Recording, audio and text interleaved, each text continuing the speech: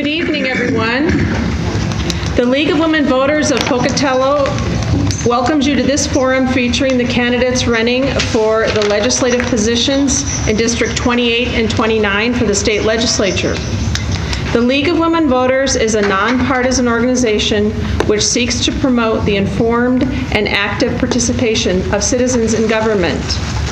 The League neither supports nor opposes candidates for office at any level. Instead, it works to provide educational opportunities to the voting public to ensure a well-informed electorate. League is always open to new members, both men and women, and there are membership forms available should you be interested. League of Women Voters is on Facebook. Anyone is welcome to comment on our posts, but please be aware that all posts must be relevant to League positions and will be monitored by our administrator. Except for authorized news organizations, no other videos are allowed tonight.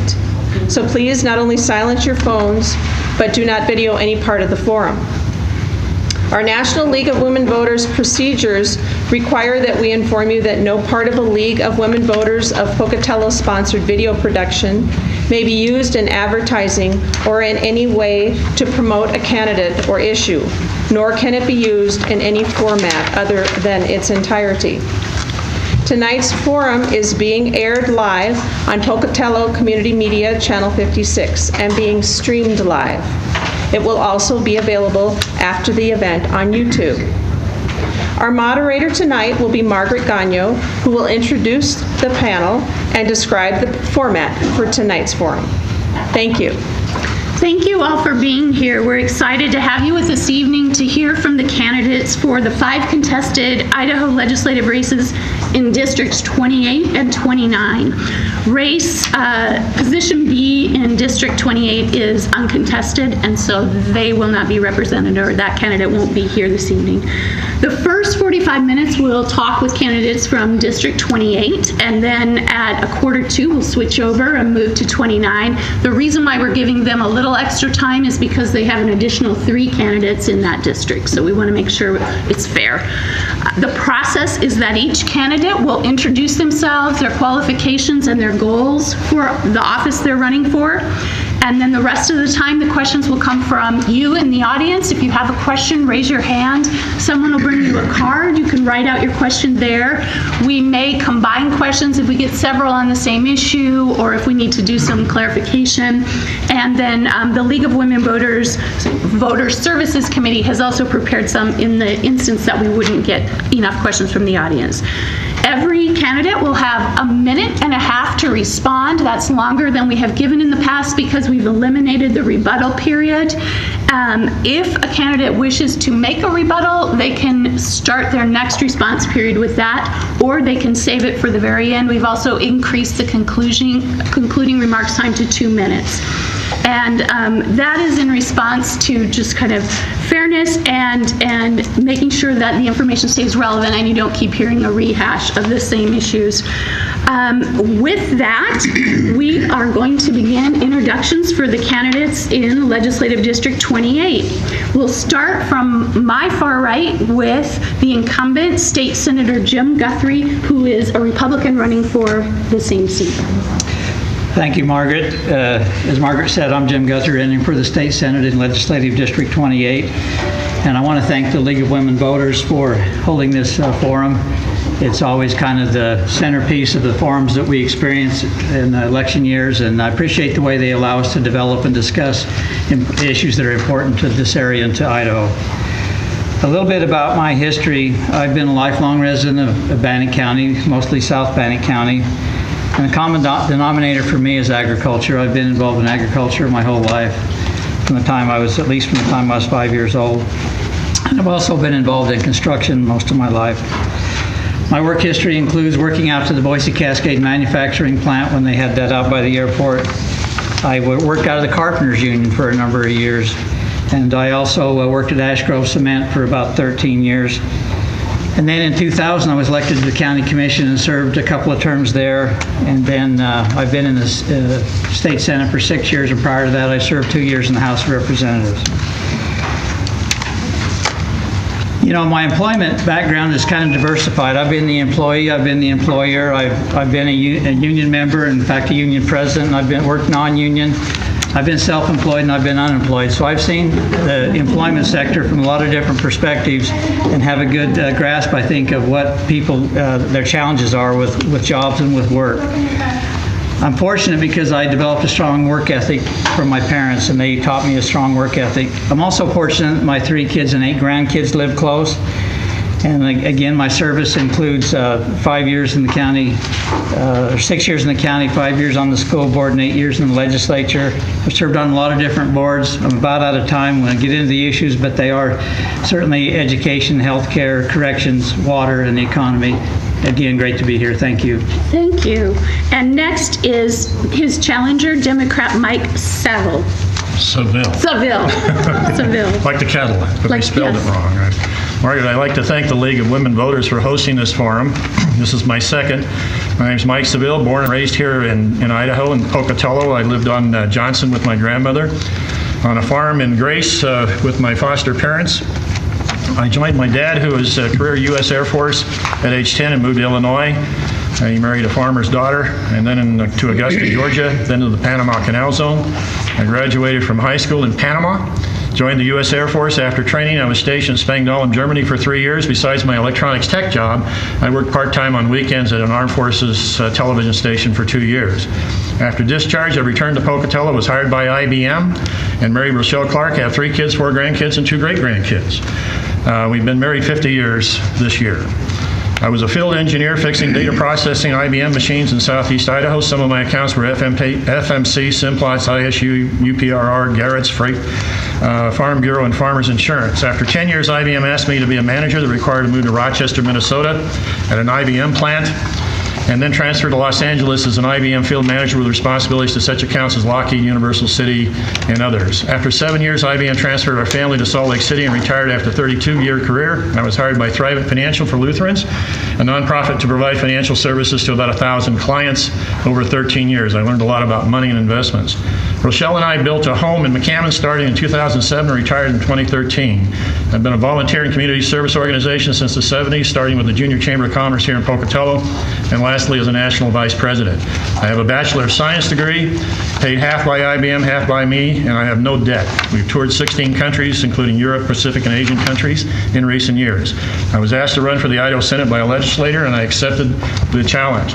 As a U.S. veteran, IBM technical and management, financial services, world travel, and community service leadership roles, I think this experience has given me the skills to be one of the 35 Idaho senators and to represent legislative 28 residents. Thank you. And now to hear from the candidates for state representative position A, to my immediate left is the incumbent, Republican Randy Armstrong. Thank you, Margaret. I, again, also appreciate being here. It's interesting to be able to actually present your ideas in front of a larger group, and sometimes it feels like not very many people are interested, and it's great to see so many people here.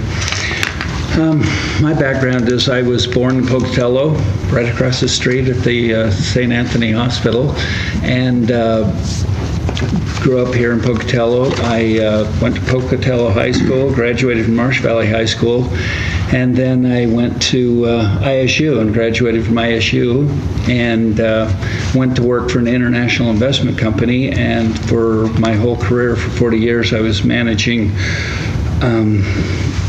people and corporate money around the world, and so I've got a lot of experience with that. And I'm married to my wife Paige. We have numerous children all over, and that's been a great blessing in our life. And I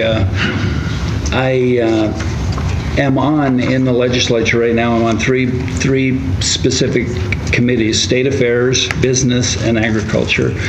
And just in the last year, we've had a lot of really interesting issues that have come up, which is I think people in this district would want somebody who's fiscally responsible, who's conservative, and who knows how to manage money. And some of the issues that have come up in state affairs, the gambling issues that impacted Fort Hall, the Constitution Convention, victims' rights, school bonding restrictions, abortion, and in agriculture, the trespassing bill, and in business, universal building code and cosmetology. So I've been involved in a lot of things, and I'm grateful to be here. Thank you. And finally, Democrat challenger Steve Landon. Thank you. I'd like to thank the League of Women Voters for holding this forum, because it is the perfect opportunity, like Randy has just said, for us to discuss issues and to talk to people in an open manner.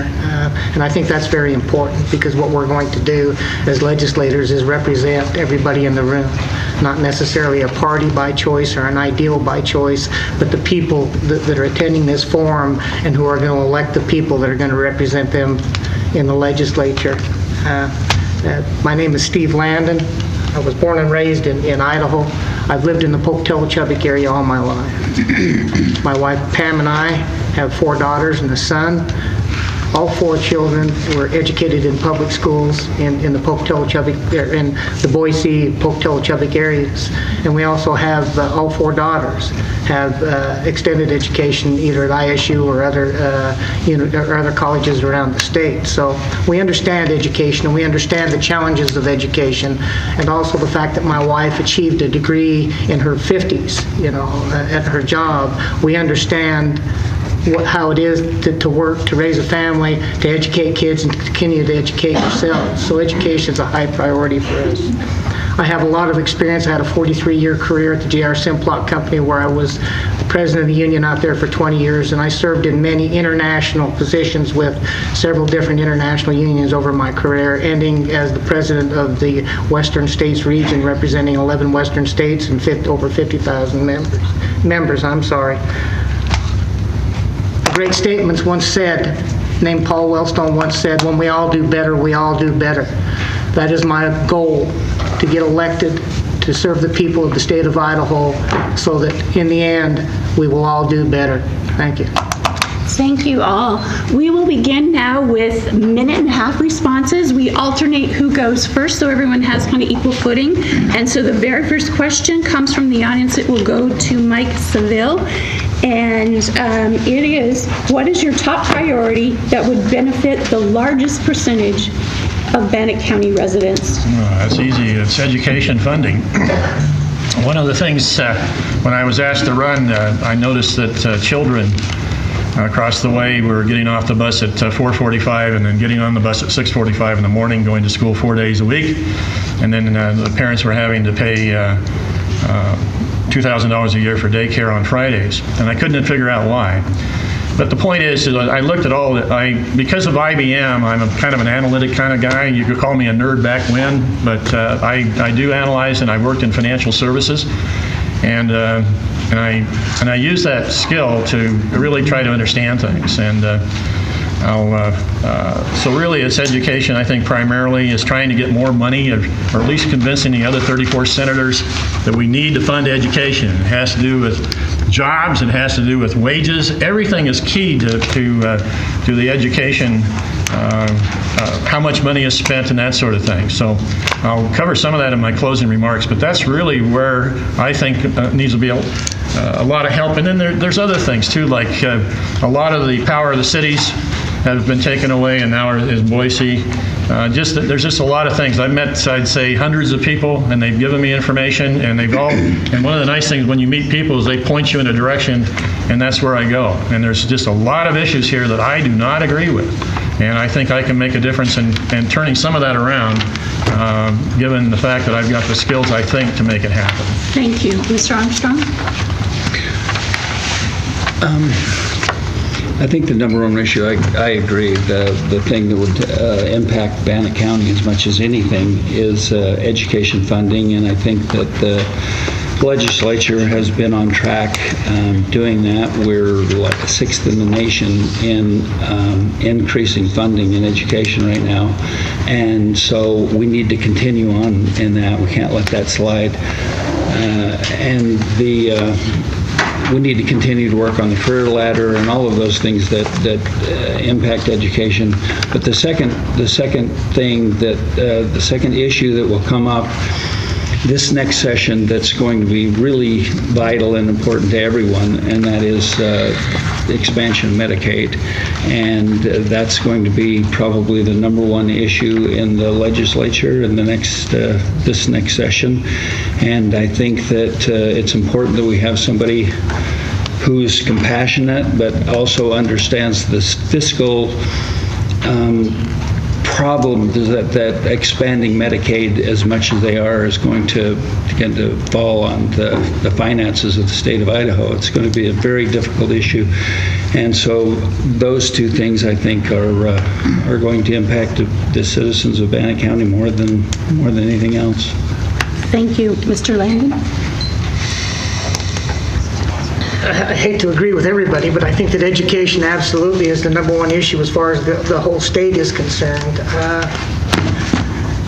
When you're 49th or 50th in the United States as far as education per student funding is concerned, it's pretty easy to be number 6 in increasing. Actually, I don't understand those particular figures. Everybody has a different way of categorizing where we're at. We're either the bottom, we're number 6 and rising, we're number 5 and floating, or whatever the deal is.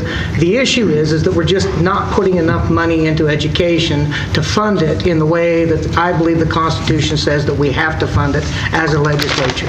As a legislature, we have a Constitution requirement to fund education, and we need to fund it in a uniform and equal manner. We are not doing that right now, and I think that we need to pick up the baton and make sure that in the future that's where we go. Because, as Mike said, as Mike Seville said, it's the key to everything. You increase education, you make the education better, you improve it, you improve the ability of every student in the state to better themselves. That way you improve our ability as a state to improve ourselves. So again, when we all do better, we all do better. So there's ways to fund the money without raising taxes. There's ways to find the money to continue to put money in education, and I think that we need to do that. Thank you. Mr. Guthrie? Well, I'm not inclined to break the pattern, so I will say education as well. But I would like to say, while funding is important, it is critically important. We spend over 60% between K-12 and higher ed in the state of our budget. But if I could sum it up in 2 words, a different approach we need to look at, it would be curriculum diversity. The workforce is demanding things that they didn't need or demand 10 or 15 or 20 years ago. They need short-term certificates. They need training where the turnaround is quick, especially on higher education, where they can go in and train somebody in a 6-week or a 6-month or whatever program and get them out in the workforce. That's what the workforce needs. The career technical education is critically important. And the aptitude for students is different. The kids in high school and in college, they want something different than just the academic pathway. And I believe if we'll offer those opportunities on a greater scale that we're doing now and continue to increase those opportunities, we'll see truancy go down, we'll see dropout rates go down, and we'll see interest levels go up, and we'll see the workforce benefit from that. And I don't know if I'd be so bold as to say, but I think I will be, higher education. I'm excited to see the new president. I've talked to him, and I think he's on board with the importance of this. Higher education needs to retool their business model to address those workforce needs. Thank you. Thank you. This next question will go first to Mr. Armstrong, and we'll just keep the theme rolling. What can be done to ensure that public schools are properly funded for salaries, infrastructure, and supplies? Idaho Public Schools. I think the program that the legislature did 5 years ago, which was the consistent funding, they passed a bill that said there's going to be specific growth every year for salaries for education, and that has worked really well for the last 5 years. I know some people think we should be giving more money to education and that should be a bigger part of what goes on, but that has given the education system something that they know is going to happen, that they know how much money they're going to get, and they can work with that going forward. And I think we need to do that again for the next 5 years and let people know what's happening and how that works. And I think that it's important that we continue to encourage these people that are going to school to know that their tuitions are going to be the same, and that they can count on certain things, because if we have to re-examine it every year and every session, I think no one benefits from that. So I think the best thing we can do is take a good long-term look at it and make some specific goals right now. Thank you. Mr. Landon? Not having been part of the legislature and not understanding just exactly how they went about funding education, it's going to be hard for me to try to dispute, basically what is being said. But from my opinion, there's 2 or 3 things that need to happen. In the state of Idaho, we have a general fund of about $3.8 billion. Of that, $256 million is corporate taxes. That's less than 8%. The corporations in this state are putting less than 8% into our general fund as far as funding is concerned. That needs to increase. The other thing is our sales taxes. We collect about $1.5 billion a year, or $1.8 billion a year in sales taxes. But we also exempt another $1 billion to $1.5 billion in sales tax exemptions. We can cut $500 million of those exemptions and take that money and put it right straight into education funding, which would be huge, because you're talking $500 million, which would go a long ways to bring you back to the level we were in 2009, when we actually cut education funding by quite a bit. And it's going to take $500 million, or $500 million just to catch us up. The other thing is we had a $200 million surplus that last year. Instead of taking that, putting it in education, they gave a corporate tax basically cut. The third thing is they're having discussions right now about building a new jail to the price of $500 million. Why should we build new jails? Why don't we take that money and put it into education? That'll stop our kids from going to jail. Thank you. Mr. Guthrie? Thank you for that question. Certainly school funding needs to increase, and it will increase, but keep in mind it has increased considerably, particularly over the last few years, since Governor Otter's task force identified some points of interest, and they put some additional efforts into the career ladder and those kind of things. We met with the school boards folks the other night from the region, and they're pretty happy. I mean, I think things are a lot better than we give them credit for. We talk about these surveys, and I just listened to a survey today that said we're 26th, not 49th. And so I think it depends on what survey you listen to. Certainly we can do more, but those surveys are only so good. When you look at Idaho and the cost to live in Idaho, it is so much less than some of these other states. So it's not fair necessarily that we compare just on cost per student funding against California or New York or some of the bigger states, and where the cost of living is so much higher. Certainly we need to keep working on that. The teachers and the folks in education are more engaged and more positive over the last 3 or 4 years than I've seen them since I was in the legislature. So I think there is a positive vibe, and there are folks working together, and couple that with the curriculum diversity, the changes in our approach to education, and I think we can move education forward. Funding is an important part of that, and so is changes we need to make to be more efficient. Thank you. Mr. Seville? Well, I'm going to say this because having worked in the corporate world and having worked in the financials for 13 years, I worked in investments and everything that Randy talks about. In my opinion, my conclusion is the Idaho GOP has starved education with continuous tax cuts that benefit the 21,000 millionaires and 1 billionaire. I researched and discovered that in 2006, then Governor Risch cut property taxes statewide by 3 mills, 0.003%, and raised sales taxes from 5 cents to 6 cents. A tax shift, the result was Marsh Valley state funding fell from $980,000 annually to $32,000. Over the last 12 years in a rural community with a low tax base, that is true in about 20 school districts. The districts have not had to resort to these austerity measures of 4-day school weeks. A series of Idaho governors do not support public education.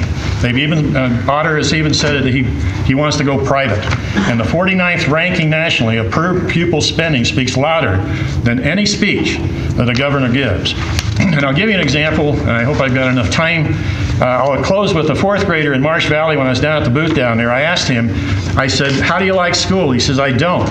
And I asked why? I says, because the books we have are 10 years old and have torn out missing pages. And that's from a fourth grader. And what do you say to that? And I hear it all over the place. And when you go out and meet with people and parents. Thank you.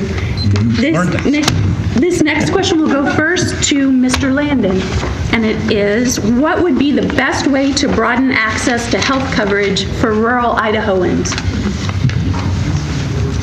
Proposition 2. I mean, I think that we have a proposition on the ballot right now that basically states that we're going to expand Medicaid in the state of Idaho, which will, and rural Idaho is probably the places in this state that are most affected by the gap. The people that either don't make enough or they make just a little bit too much money to qualify for Medicaid and health care in the state of Idaho. By expanding Medicaid, by passing Proposition 2, by increasing access to health care through the federal funds that are already available, through the taxes that you're already paying. That's going to create a whole new system whereby people are not going to have to worry about making a choice between buying prescriptions or going to the doctor or providing food for their children or food for themselves on the table. So in my opinion, the most efficient way to expand and to make that health care access available for the people of the state of Idaho is to expand Medicaid. Thank you. Mr. Guthrie? Thank you for that question. You know, there's been legislation introduced and some has passed that helps incentivize doctors to stay in Idaho. Representative Packer has worked on that during her time in the legislature to try to create incentives, because it's been shown that if a doctor can do their residency in Idaho and training in Idaho, then they tend to stay. And if you can work out things where they have loan forgiveness for part of their school debt, those kind of things are being looked at. We've also funded additional money for additional seats in the WWAMI program where the docs go and train. You know, a lot of times we hear that, and it's almost like there's a feeling we're not doing anything. We are doing a lot to try to advance the opportunities for health care in Idaho.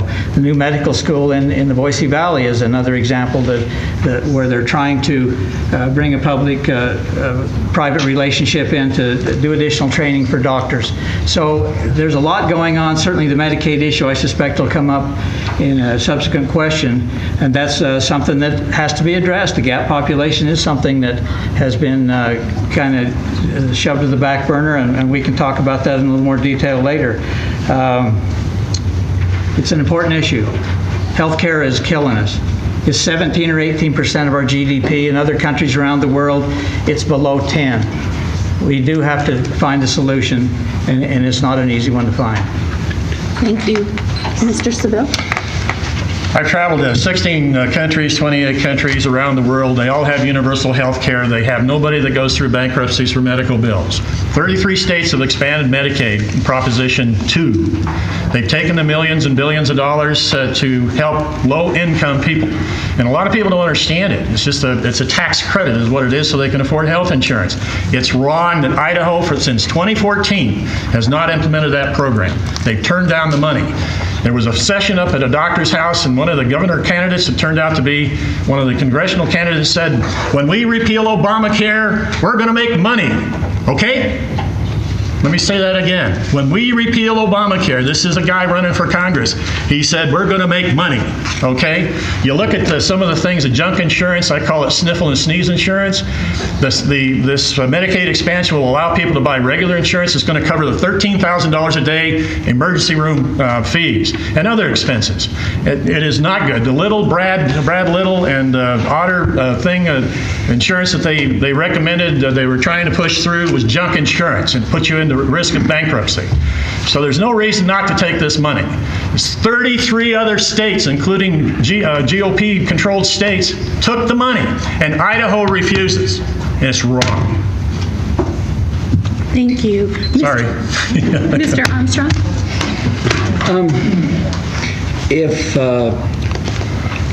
As Senator Guthrie said, there's a lot of things we can do from a legislative standpoint in enticing doctors and nurse practitioners to move into these rural areas, from loan forgiveness and other different legislation you can do to help them along with that sort of thing. But if you were a doctor, and we have millions almost of people, millions is probably an exaggeration, we have a lot of people moving in from California. The reason they're moving in from California is that their taxes are too high, their immigration policy is broken, there's a lot of problems in California they're having right now. And so if you're a doctor considering moving to a rural area, if they come to Idaho and they have the same tax structure and the same overburdened government watching over what you're doing, those people aren't going to move to rural Idaho. But if we have a strong, vibrant economy like we have right now in Idaho, we have lower taxes, we have incentive for these people. Doctors will stay, nurses will stay, and the rural communities will benefit from that. But it all stems from a healthy economy. Thank you. This next question will go first to Mr. Guthrie. What is the legislature's role in protecting our air and water, and do you support strong regulations to protect air and water? That's a great question, because water is really important. In fact, I've been actively engaged in water as far as fair administration and appropriation of our water resources, which is under a lot of pressure right now because of the growth and the development. And you take a dry, hot summer like this, and it takes its toll. As you know, that we are working, passed legislation to recharge the aquifer, and have put millions of dollars into recharge projects to help raise the level of the depleted aquifer. So that's one thing that's happening. There's a lot of projects done by soil conservation, and farmers and ranchers are working more hand in hand with those opportunities to clean the water up in the surface water, and certainly that's helping. I can tell you that there's some conflict on the surface and groundwater and how that's administered, and the priority doctrine, which says first in right, first in time, and that gets manipulated a little bit. And so that's an issue I'm very interested in, will be actively engaged in, to make sure that administration and the distribution of our water resources is fair. And keep in mind, when we grow, and that's one of the side effects of growth, when we're growing, it puts more pressure on that water resource. We've got to be careful, we've got to be judicious about growth and make sure that it fits our business model, so to speak, for our state, so we protect those valuable resources, water being maybe the most critical. Thank you. Mr. Seville? Back in 1974, I was in New York, and there was this beautiful stream, and there was no fish in it. And that was before the EPA. It was all the acid rain that was coming from the industrial area in Pennsylvania. When I was a kid, I went fishing up the Antelope Creek, and it was pure water. It looked beautiful. There was beaver dams. I was about 7 or 8 years old. I went up there recently, and all I saw was dark water from animal feces. Idaho has changed quite a bit. I talked to an EPA person over in Twin Falls. They said this huge dairy farm moved up from California, and when they moved up 15,000 cows, I guess it was 400,000 cows, and the water over there, if they don't do something, they won't be able to drink any water from the ground. And this EPA person asked that person from California why they moved up here. He says, cheap land, cheap water, and no regulations. You know, if you're going to do something, and you know, this mantra of having constant deregulations, you really got to do something especially about the water and about some of those things. We have a lot of beef here. It takes for every 1 pound of beef, it takes 1,800 gallons. Now do the numbers on that. And Idaho gets 14 inches of rain a year, so we're really a semi-dry area. So water is, I'll agree with Jim, is a valuable resource, and really just can't continue to use it unlimited. Thank you. Mr. Armstrong? I guess the question was, do I support legislation to over air and water? And I absolutely support legislation. But I think we have legislation already. I don't think we have no legislation. In fact, the restrictions are really tight in Idaho, as they are in everywhere. Most of those regulations are federal regulations, so there's not a whole lot we can do to reduce those. But we have some very stringent rules and laws on air and water, and we're all concerned about that. We all would like that improved, because I know I use both of those commodities today, and I feel really healthy. And I just know that I don't know that we need stronger restrictions than the federal government already mandates. I don't think we need to get out of control and say we need to stop everybody from doing everything. I know we'll have a lot of pressure on our water with the continued growth in Idaho. That's one of the first places you feel the impact for that. But I really think we have that covered in Idaho, and I don't know that we need to do anything else. Thank you. Mr. Landon? The last 15 years that I worked at J.R. Simplot Company, probably the last 20 years that I worked out there, and I think that you've probably all seen a lot of the things that have been going on out the plant, the big black hill behind the plant, that huge black mound of dirt. That's the waste product from the plant. And they spent the last 15 years lining that hill behind the plant. And the reason they did that was because of water quality. I mean, the water was leaching down through the hill and getting into the Portneuf River, which was creating algae blooms, which was killing fish and causing a lot of problems. So water to industry, to farmers, to ranchers, is probably the lifeblood of the state of Idaho. I mean, it's the one thing that we have to make sure beyond a doubt that we protect and keep clean, for everybody's use. Sports people, farmers, ranchers, everybody has done a huge amount of work along the Portneuf River, in the whole valley, keeping it cleaned up, cleaning up the river banks and everything else, and cleaning up the river to make it useful for sports people and to keep it clean. So we know that there's a huge amount of interest. I think the primary problem is going to be just exactly what Senator Guthrie said, and that's the first in right, first in time doctrine, because at some point in time, if you have a dry enough season, there could be a call for water downstream that's going to shut off water in your communities. We need to solve that problem. We need to figure out how to do it now. Thank you all. We actually need to switch over to the 2-minute concluding remarks, which is painful. We've only had 4 questions, and we have some really good questions, so prepare yourselves. Next panel coming up here. But if we could, this one will go first to, so concluding remarks, we'll start with Mike Seville, and 2 minutes. Did I start too?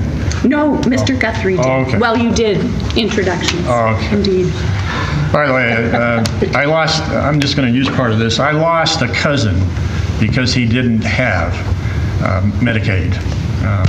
Closed the cab recently, 67 years old. He went to a walk-in, chest pains, and they gave him antibiotics. He's never gone to a hospital, and they found him 2 days later in his bathroom dead from a blood clot. So it's hit home to us. On the campaign trail, I met and listened to hundreds of people, and at various venues. That's one of the things that you really do. It's not that you're talking to people, but you're also listening to people, and they're telling you things. I learned some things. They pointed me in different directions. I began to sense that much of the community's ability to negotiate fees and management were taken away through legislation. Cable franchise fees, for example, can't be done by the cities. We're losing the P of the E and G public access here. Greenbelt Bike Pass, eminent domain, you're very familiar with, from 2011 to 2015. Why have that? Why take that away from the communities? It was just a tool. The cities don't use eminent domain. It's a political, you'll kill yourself politically. Felony trespass. Home exemptions, $100,000. Spending $500,000 for 2 words, using Idaho values that remain undefined to justify. It appears to me the power of the communities have been centralized in Boise like a corporation, and I'm very familiar with that, under the control of the GOP series of governors. Another factor is the 600 syndicates, aka lobbies and PACs, that managed by 383 employees that fund the GOP elections. 33 of these syndicates are dubbed as the Idaho Property Rights Coalition that pushed through the felony trespass in March. Now in effect, that raises fines after 3 trespasses in 10 years to $50,000 and a 5-year prison sentence with severe financial consequences. Money, and lots of it, flows into these from these 600 syndicates to the GOP incumbents and newcomers. My opponent, Mr. Guthrie. Thank you so much, Mr. Civil. Mr. Armstrong? I didn't claim that one right. Thank you. I just wanted to say that it really is an easy answer to get up here and stand here at this podium and say that whenever there's a question about anything, that the answer is we need to spend more money. We need to spend more money on it. We've got to spend more money on education. We've got to spend more money on Medicaid. We've got to spend more money. But the truth of the matter is that there is a finite budget in the state of Idaho. We don't have an unlimited budget in Idaho. And if you want to spend another $500 million on expanding Medicaid, or whatever the figure is, they really don't have a figure on that because it's open-ended. That we don't know what that is. It's just like my wife. If my wife came home and said, "I'd like to buy this thing," and I said, "How much is it?" We've got a certain budget, and she said, "Well, it's open-ended. It could be anything." I don't think I'd go for that. And so it's an easy solution to say we're going to spend more money, but we need to have somebody in Boise who's calm, who's deliberate, who's rational, and can look at these things and not get all emotional and not all get all worked up over those sorts of things. Right now in the budget of Idaho, we're spending 60% of the budget on education.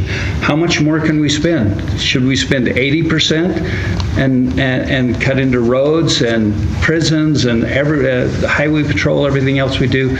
We have a finite budget, and we've got to be very careful by saying we just need to spend more money on everything. So thank you for being here. Thank you. Mr. Landon? When I ran 2 years ago in 2016, there were what I like to call 5 hot button issues in the state of Idaho: education, infrastructure, jobs, wages, healthcare, and public lands. In 2018, we're sitting here and what are we talking about? Education, infrastructure, jobs, wages, healthcare, and public lands. At some point in time, and again, you can use whatever method you want to use to measure, or you can look at whatever pollsters out there doing the polling and how they want to poll it and how they want to put the information together and throw it at you, so it'll either make my side look better or the other person's side look better. But in the bottom line, we're still talking about these issues, which means that these issues have not gone away. They're still there. They're still facing us. Education is suffering in the state of Idaho. And one reason it's suffering is because there's not enough funding going into it. And those districts that are doing well are only doing well because they can afford to pass the bonds and levies. The ones that can't afford to pass them are not doing as well. So if you can afford a good education, you get a good education. Is that right? No. Our infrastructure is bad. And you don't have to be, a pollster to find that out. Drive from here to Boise. You'll find it out. Jobs and wages. I don't know how you can say that we have a vibrant economy on minimum wage jobs. Idaho is one of the top 5 states in the nation in one thing. That's minimum wage jobs. You're not going to maintain a vibrant, long-lasting economy on minimum wage jobs. We need to find living wage jobs with good benefits. Healthcare.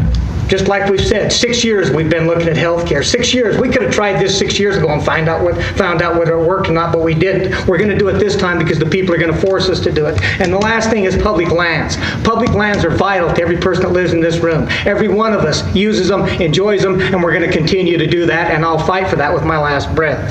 And that was my last breath. Mr. Guthrie? I want to thank the League of Women Voters for holding this forum. I really enjoy this forum every election cycle, and you do such a professional, unbiased job, and I thank you for the approach and the format. I went on the Education Committee 2 years ago in the Senate, not because it's the absolute plum committee that everybody seeks, but because I thought it was so important. and I have worked to try to help make changes in the education arena. And I intend to go back on the Education Committee if I'm sent back.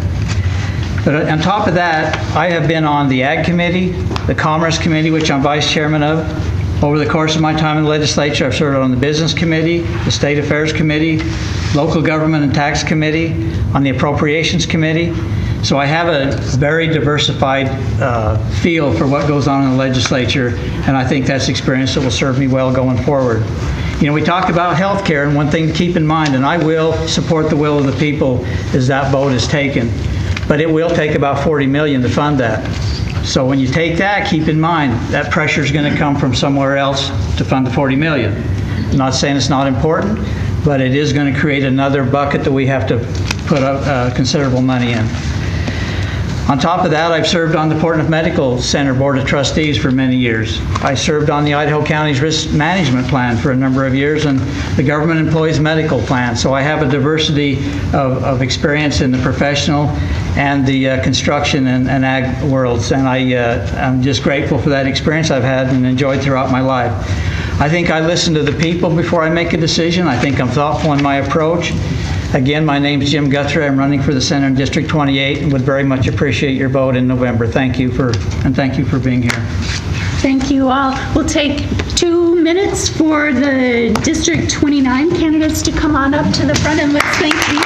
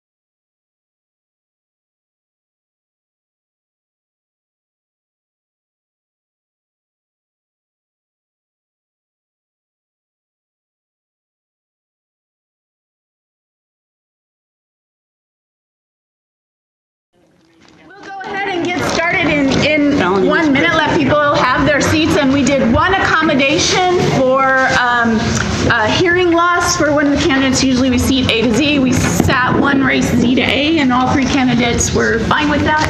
So we're good to go. And so we will begin with 2-minute candidate introductions, starting on my far right with the candidate for State Senate in Legislative District Number 29, Republican Lance Colbert. Everyone, thanks for coming. My name is Lance Colvin. I am applying for the job for District 29 State Senator. For the sake of brevity, I have provided a bio about myself right over in the back table. I am a 1987 graduate of Twin Falls High School. Upon graduation, I enlisted in the U.S. Navy as a radioman and volunteered for submarine duty. I served on a ballistic missile submarine and a fast attack submarine during Desert Shield and Desert Storm. After being honorably discharged, I moved to Pocatello in 1992 to use my GI Bill at Idaho State University. While attending ISU in 1993, I started my company, University Financial Group. If elected, I will be focusing on healthcare and education. Regarding healthcare, while we have done a wonderful job providing accessibility to healthcare, we have done little to address affordability.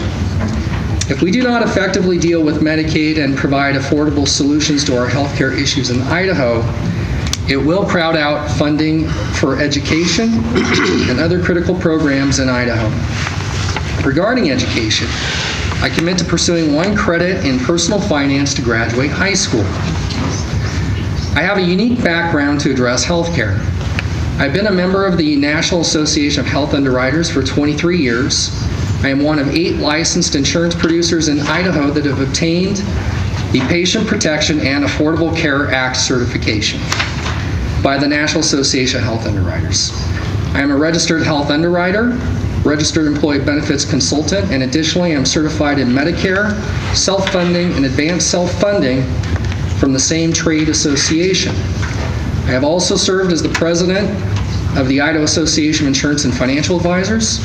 And during our forum this evening, if the topic of healthcare or Medicaid expansion is addressed, then I ask for your consideration to serve as your state senator. Thank you. And we will hear from the incumbent Democrat, Mark Nye. Thanks, Margaret.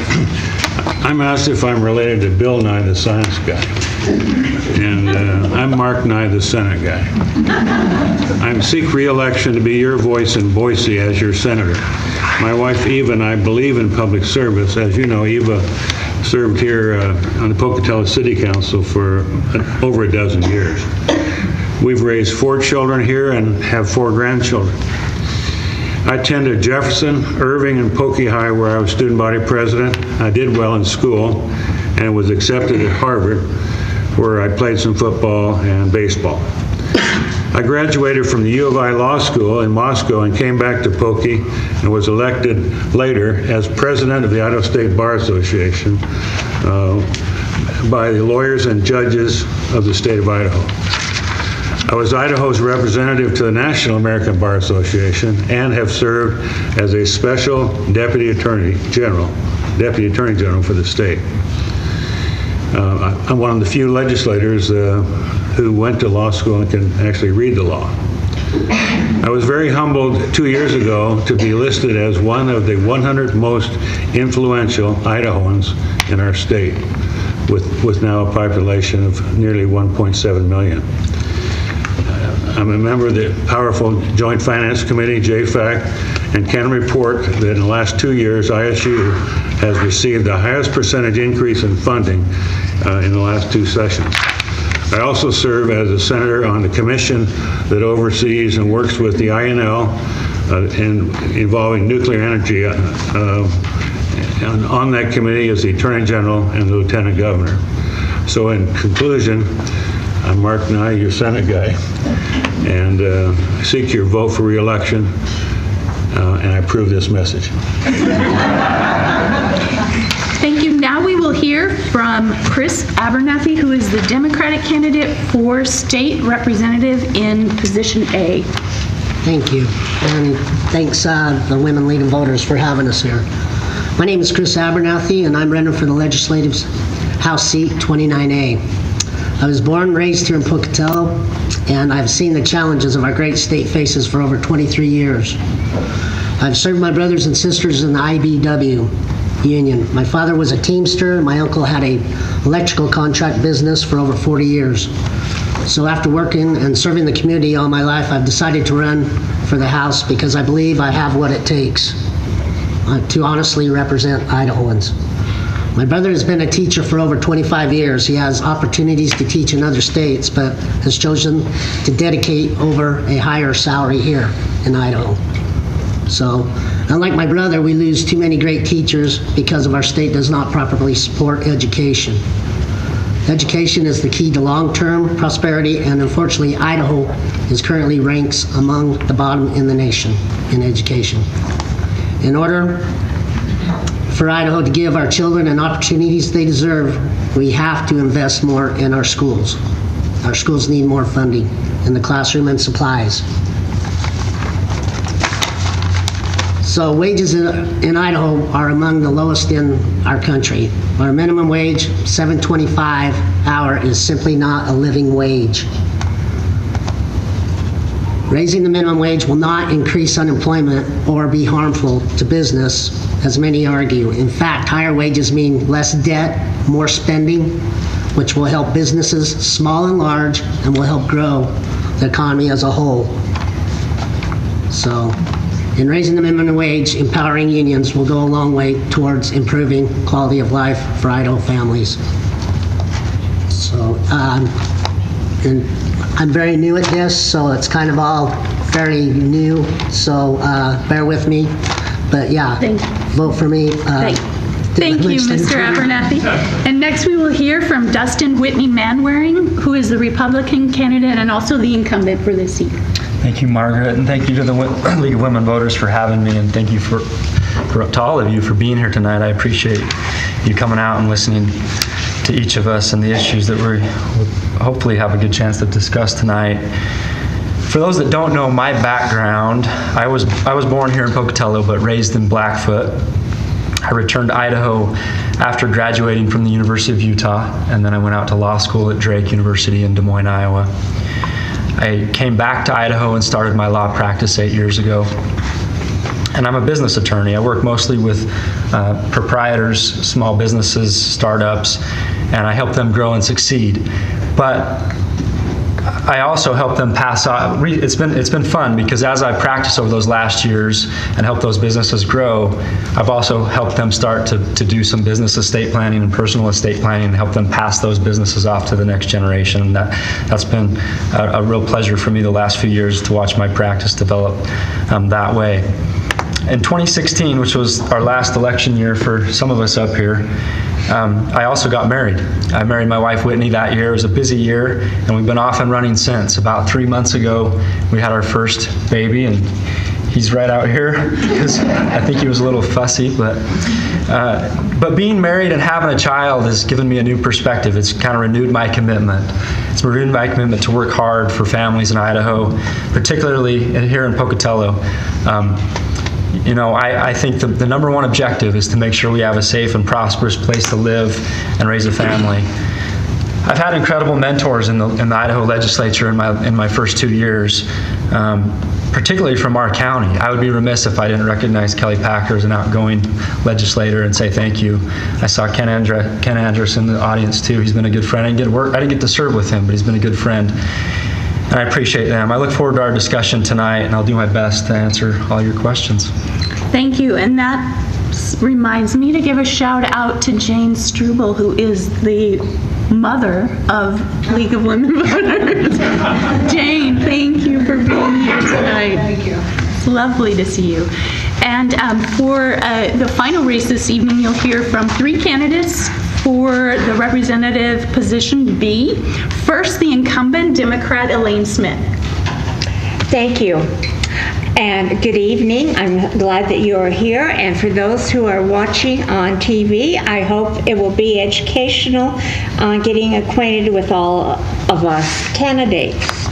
I am a native Idahoan. I was raised in Magic Valley and Treasure Valley, but I chose to come to ISU. I am a graduate of Idaho State University.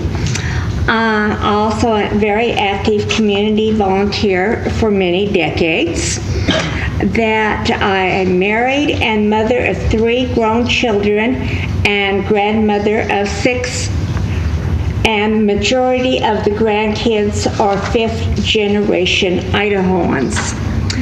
In the House of Representatives, I'm on the State Affairs Committee, the Environment, Technology, and Energy Committee, the Business Committee, and the Joint Legislative Oversight Committee.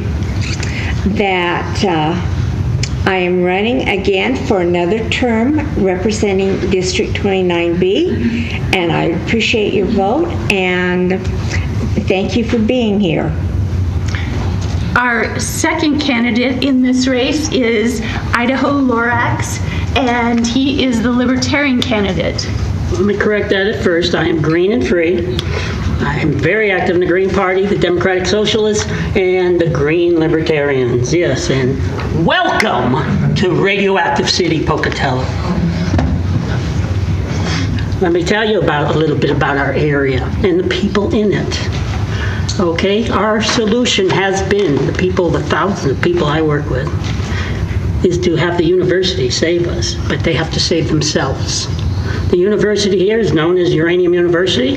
BYU North is Uranium University North. They have 1 million tons of uranium in their community, but that's their problem in the church to deal with.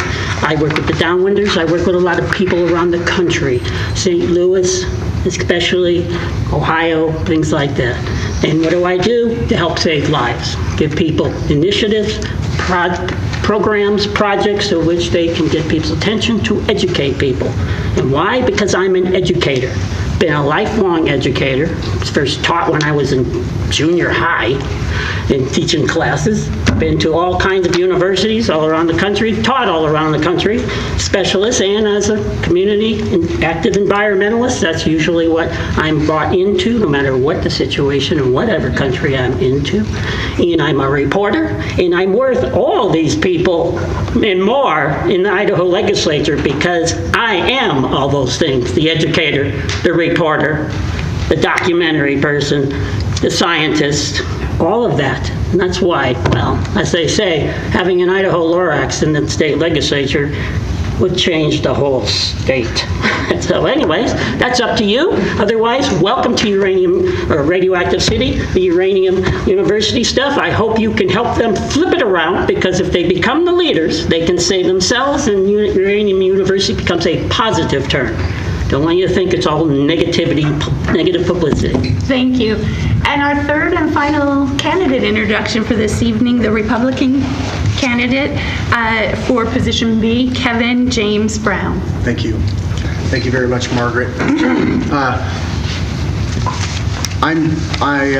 You may have heard of James Brown, the singer, or Kevin James, the actor.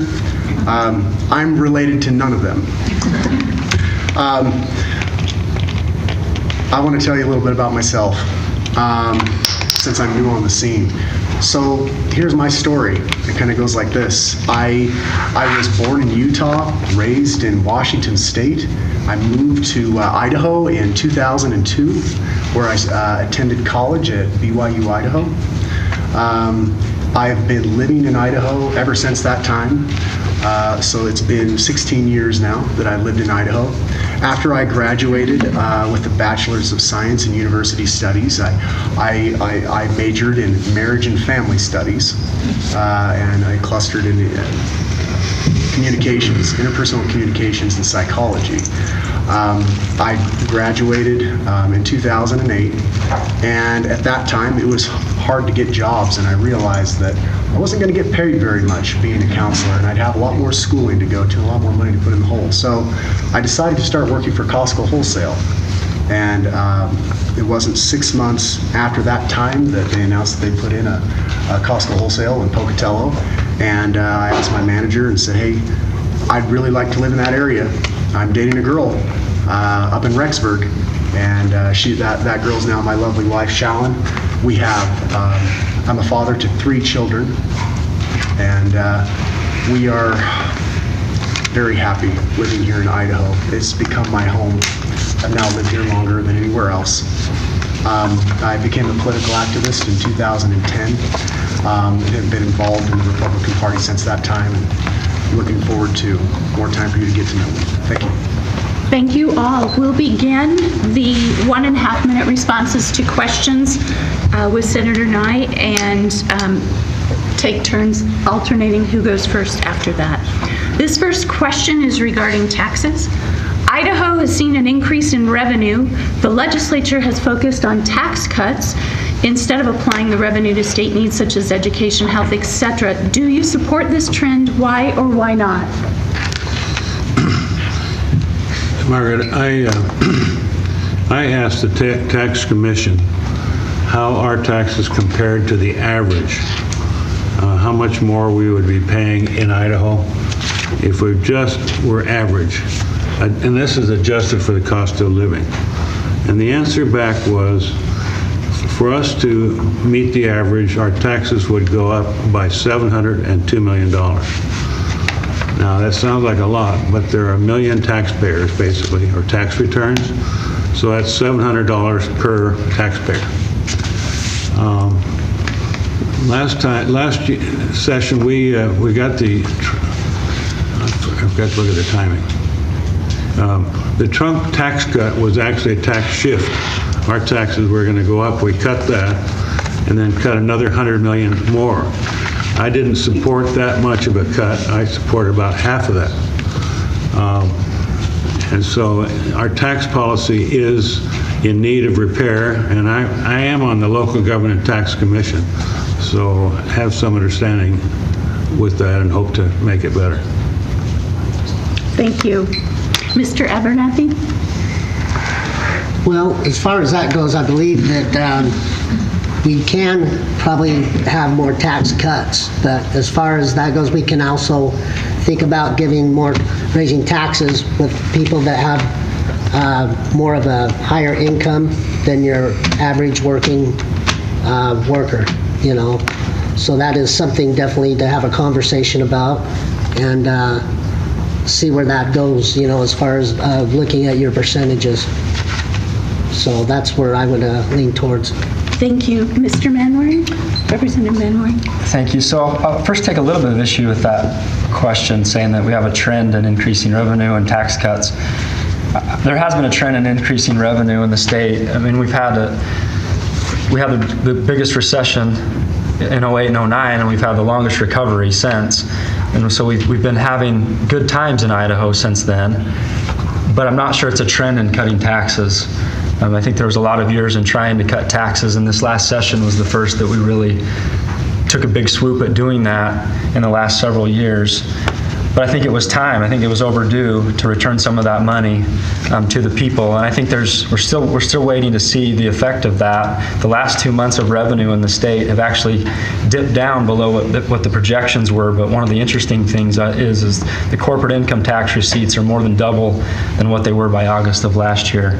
So I think there's still kind of a wait and see approach, but I think I'd just take issue with the trend in tax cuts.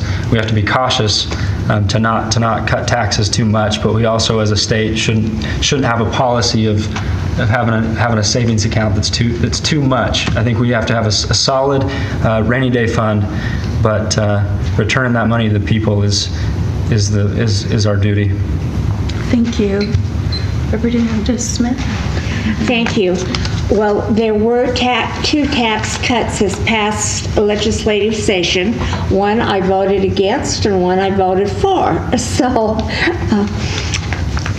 I am thinking we need to be very concerned about tax cuts because we have education, whether it be K through 12 or higher education, that we need to fund in the state of Idaho. Another is the crisis center that we are getting in Pocatello. We need to do a better job in the state of Idaho and in Bannock County pertaining to mental health issues. So we have a variety of issues where we can spend the money that could help a wider range of our citizens. Thank you. Mr. Lurix? Those of you who know a little sign reading, LUDS, Lud's disease. Causes a lot of mental problems in this community. What is it? Heavy metal toxic poisons with uranium as the main component in that heavy metal series. And you live with it. Let me see, taxes, right? That's the question? Taxes. How many, do you know anybody who has a condemned property? I do. Here, they don't pay much, hardly anything for taxes. It's pennies because they got the uranium on it. Well, let me see, who, if they knew they had the uranium on it, how many people here, let me see, a show of hands, would say, I'm not paying my taxes, and have maybe the people who should be paying it, FMC Corporation, ultimately, and the monies I came with billions of dollars to clean up in the community. So you either continue to live with it, welcome to radioactive city, or you change it. We don't care, because there's people now, the buzzards are coming, they're feeding off of the infamousy. Thank you. Didn't see any hands go up, by the way. Mr. Brown? Yes, thank you for this opportunity. I'm told that people are having trouble hearing me, so I'm just going to lean in. You mean that works? I didn't know that. I'm an educator. It's bellow. All right. Taxes. Revenues. It's all important. The state has a great many needs. This kind of feels like a real general question. Not being in the session, in the previous sessions, it's hard to make any peace. I will tell you something about my approach to these things is that when I go to the Idaho State Legislature, what I'll be doing is not running in there trying to change, fix, or break things. What I want to do is go in there and carefully assess what's really going on. What are the health needs? Our state needs revenues from taxes. If you've noticed, there's a lot of states around us that are big square blocks, and we got this funny looking gun. We in a way, you might say we may not have all the resources that another state does. We still have to find a way to get by. I'm not a enemy to tax cuts, nor am I, excited about raising taxes. I just recognize that they're necessary. I have listened to what the people say. The people don't like heavy property taxes. The people don't want a grocery tax. Those things sound good. I like the idea of tax reform. Thank you. And Mr. Colbert? So a lot of everything has been said. I have to kind of side with what Dustin was saying. I think he's spot on with that. But to add to that, I think if you're going to have to increase your revenues, which we need to, there's a lot of levers that I don't think have been pulled yet. Obviously, we have some new taxes on Amazon, and that does bring a lot of additional revenue when we're doing internet sales. But there has to be lots more things that we need to be doing to generate revenue. One of those goes hand in hand with increasing the wages. I know a lot of people that live in Idaho that I don't like listening to the word that we have low unemployment, and when we do, it doesn't really tell this true story. We have a lot of people that work 2 or 3 jobs that don't have enough to have a living wage. So if we are going to dig ourselves out, we need to have higher wages, which then in turn generates more taxation. But we also need to be a good steward of that money. One concern that we have to have is a lot of our course that we're charting has a lot to do with the federal government. We just crossed over a $21 trillion deficit, and one thing that concerns me greatly is when will the federal government start losing the appetite to finance the bulk of all of our Medicare, all of our roads.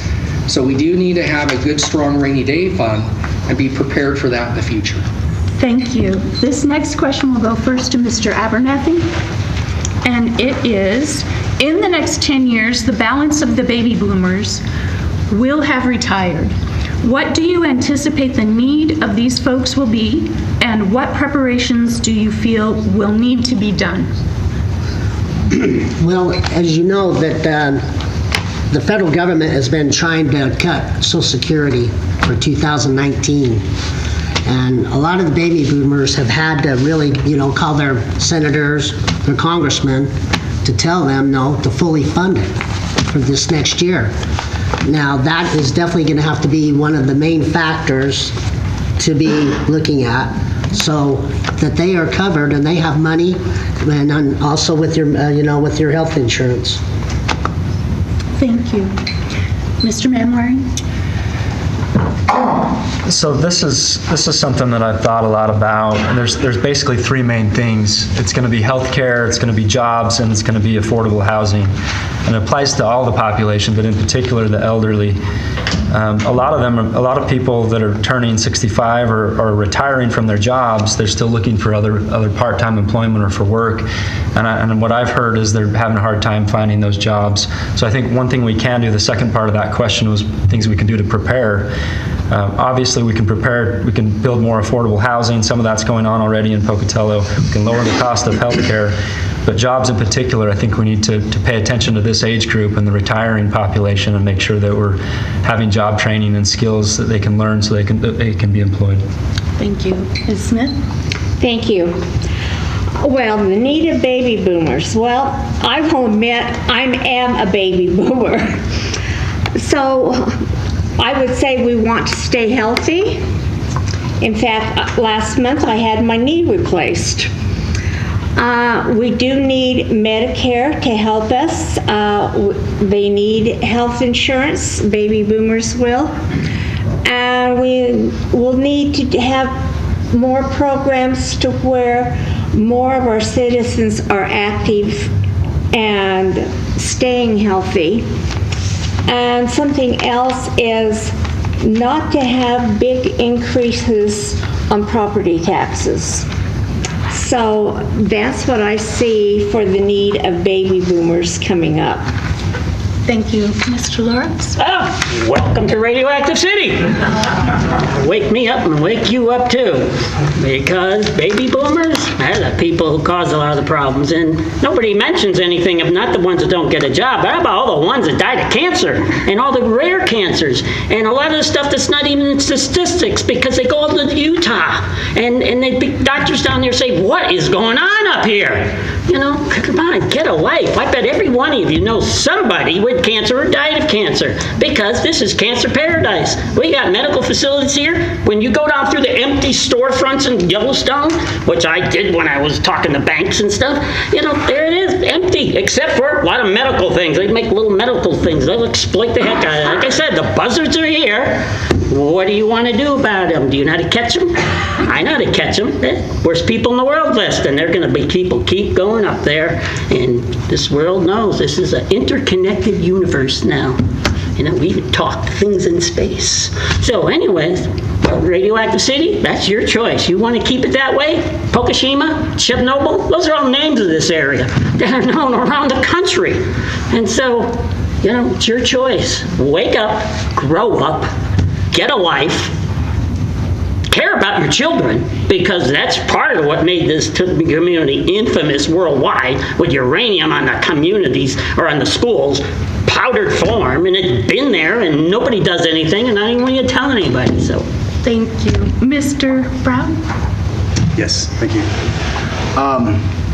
The baby boomers leaving the workforce, moving into retirement, they have many needs, but whether you're a baby boomer or not, if you're an American citizen, eventually you're going to face, well, hopefully not, but many of us will face a fixed income. We're going to face inflation. We're going to face health trouble getting health care. We're going to face, limited income, but increasing expenses. And again, I think that one of the things that we can do to make it easier on that class of persons as well as everyone else is to try to keep property taxes low. If someone owns their house, they still have ongoing fees to pay in the way of taxation. And you own it in whole, but for some reason there's still a payment every year. I'm not against property taxes, but I think we can do the people some good there by trying to get them down a little bit.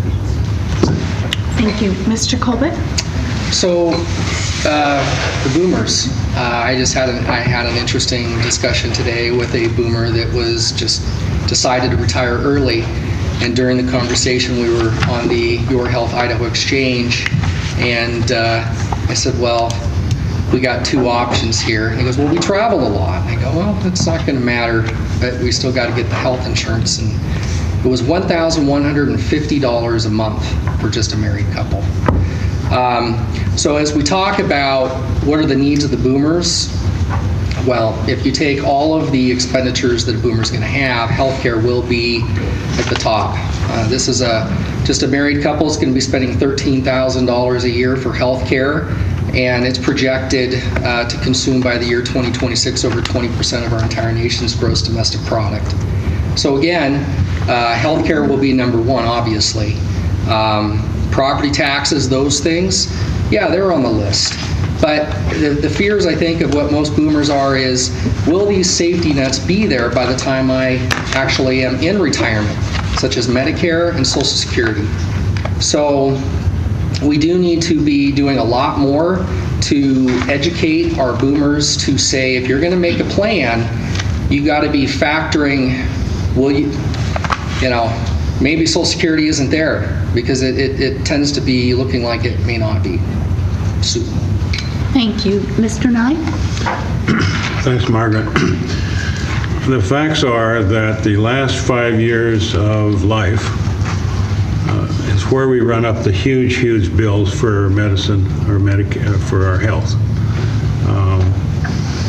We need to get ready for that through prevention now. I think it's going to help to pass Proposition 2 for the Medicaid expansion. In the long run, as I understand it, it's going to not cost as much as people say and may help. We were meeting with the nursing home people last week from around the region. They cannot hire nurses. Why? They're not being paid enough. And going to a nursing home as a nurse is not as attractive as going to the ER or somewhere else.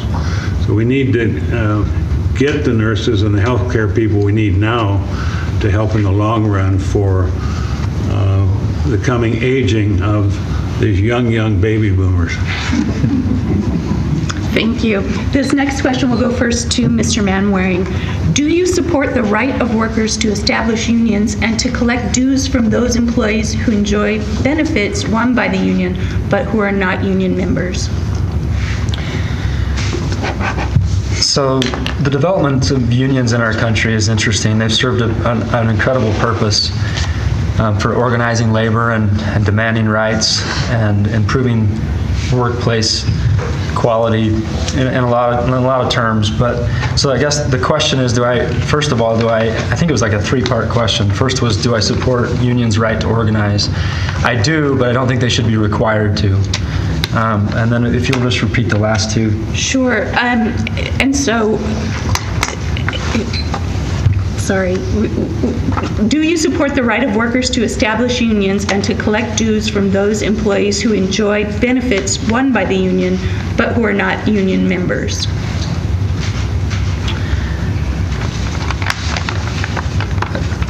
If I'm understanding the question correctly, right to collect dues from union members, I would say yes. I'm not sure I'm fully understanding the question.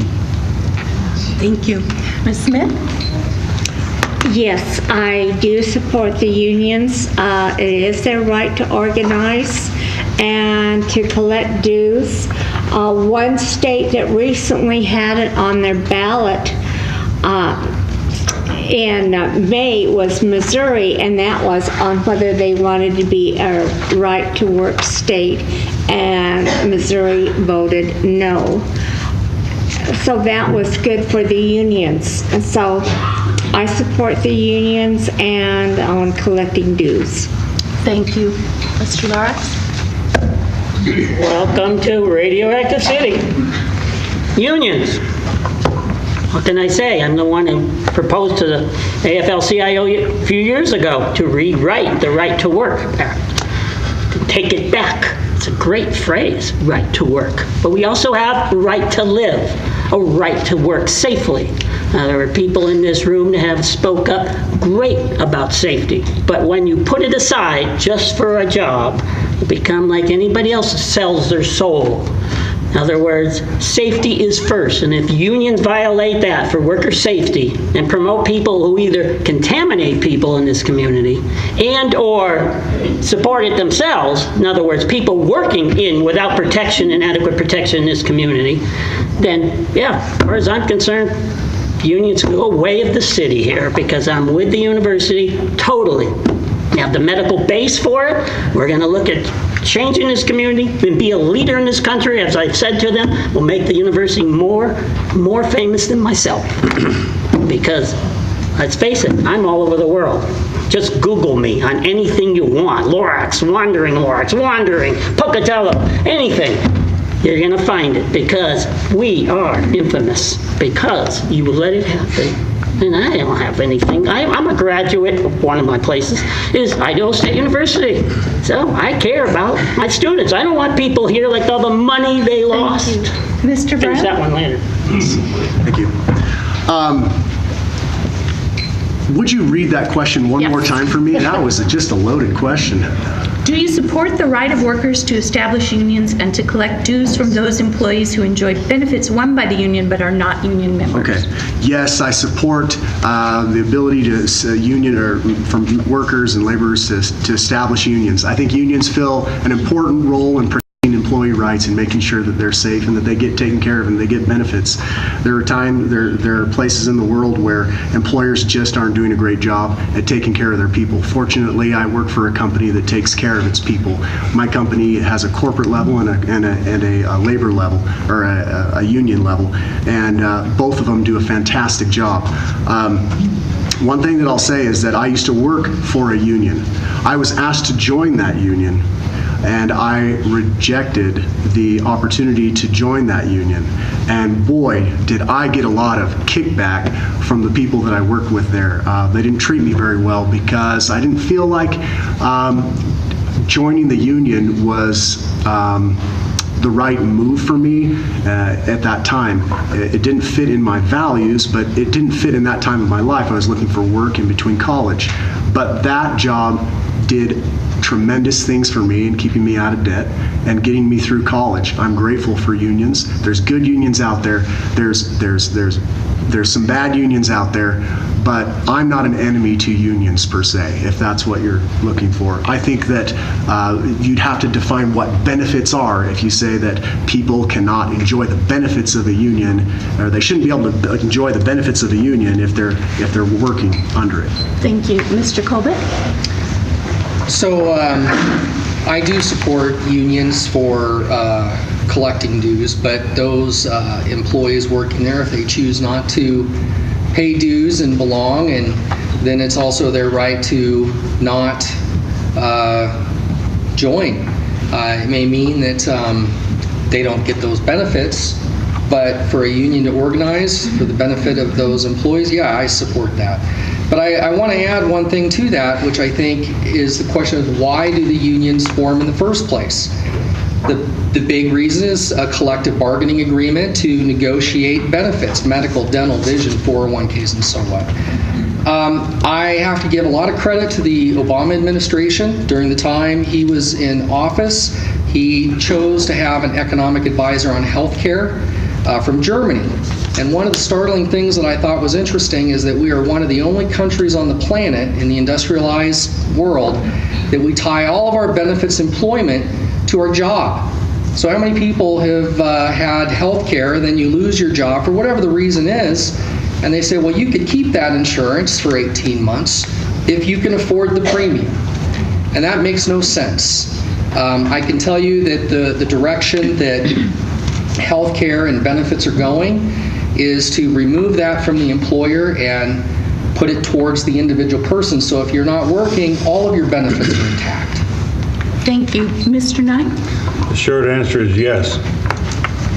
Thank you. The longer answer Go ahead. We've done this before. Keep in mind the history of unions. Think of child labor laws that were put into place in the teens, 100 years ago. Keep in mind the safety regulations. Keep in mind the 8-hour day. Those wouldn't have been there. Over time, management and the corporate interests have chipped away at the union such that now only about 8% of jobs in the U.S. are union. This town was built by unions, the railroad, and we forget that. I sold shoes at Terrell's in high school. It was a union job, and I had the same reaction, like, what? But then so I paid the dues, and I found out, gee, I got a raise. And, you know, we didn't make much then, but it was a big raise. People need to know that I'm being supported by management and labor in this race. By management, I mean Monsanto, J.R. Simplot, and others. And on the labor side, the AFL-CIO, the IBEW, electrical, the operating engineers, Thank you. the firefighters, and others. So the short answer is yes. Thank you. Mr. Abernathy? I think we all know what I'm going to say. That's definitely a yes. Collective bargaining goes a long ways for people to get better health care, better wages, and all sorts of, incentives. If you remember, also part of the unions is safety. Going to work, being safe, and being able to go home to your family after working because of safety regulations that unions put in. So as far as that goes, the Idaho right to work state, or is a right to work state, of course, but states with right to work laws make $1,500 less than states without right to work, without right to work. So you gotta have to look at that as far as being pro-union. So that's something to consider. Thank you. This next question will start with Ms. Smith. Should the minimum wage be increased in Idaho? And if so, should that legislation be under state or local control? Yes, minimum wage should be increased in the state. Right now, Idaho abides by whatever the national minimum wage is, and we've gone by that, but I think Idaho needs to look at surrounding states, what minimum wage is, to where we can compete, because a lot of our children are moving to neighboring states because of wages, and we need our children and grandchildren to stay in Idaho, because we have so many jobs that are going unfulfilled in Idaho, and we just need to raise the minimum wage. I think it needs to be a state minimum wage instead of local. Thank you. Welcome to Radioactive City, because it's not actually an issue of minimum wage, it's an issue of fair wage. However you want to take that and wherever you should go with that, because fair wage is what we're really off base with here, and it's in most places. And so deal with that. But I want to finish up my union thing a little bit, because I'm glad to hear that safety is the origin of unions, okay? Safety first. We all hear that, we learn it in school. Safety first. So, that's the history of unions. So, and I want to let people also know I'm for cooperatives. So I support things like Winco and Pacific Steel and all the family cooperatives we have in Pocatello. Cooperative businesses, people helping each other, not just kissing butt to some corporation, okay? Said that politely, didn't I? Yes. So, again, support the university. That's where we're supposed to train people to learn. Okay? Support them to be a healthier community here. Be the leaders. Take the money I came with, the billions of dollars. Let them go with it. They'll have to hire me, though, because I'm the only one anybody trusts in this community. So, but go with it. Save this community. Save Eastern Idaho, because I could go on and on about who else is involved in this and where else is involved in it. But, hey, like I said before, just go on the internet. Google me. I don't have to to advertise or put up any signs because I'm all over the place and everything is connected. Just click images. Thank you. Mr. Brown? Yes. The minimum wage issue, I'm so grateful for this opportunity to address this. When we talk about raising the minimum wage for people, what's really behind it? What's really behind it is improving the quality of life. It's improving the quality of life for American citizens. When you see people struggling, you feel compassionate. You feel pity for them. It's hard. Maybe you're in that situation now. Maybe you've been in one before. I've been there.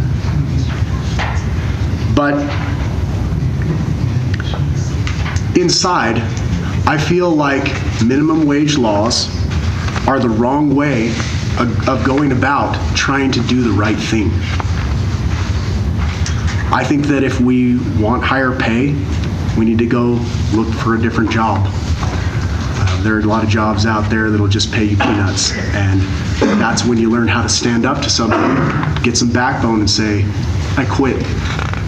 You know what? Being a quitter isn't always bad, because sometimes quitting gets you on to the next great big deal. So that's where my stance is on it. I've never supported minimum wage. I never will, but I always support doing everything that I can to improve the quality of other people's lives. Mr. Colbert? My feeling on the minimum wage is I think we should look at the states around us and see what that is, but to arbitrarily increase the minimum wage, I do understand that generally I would not be in favor of that.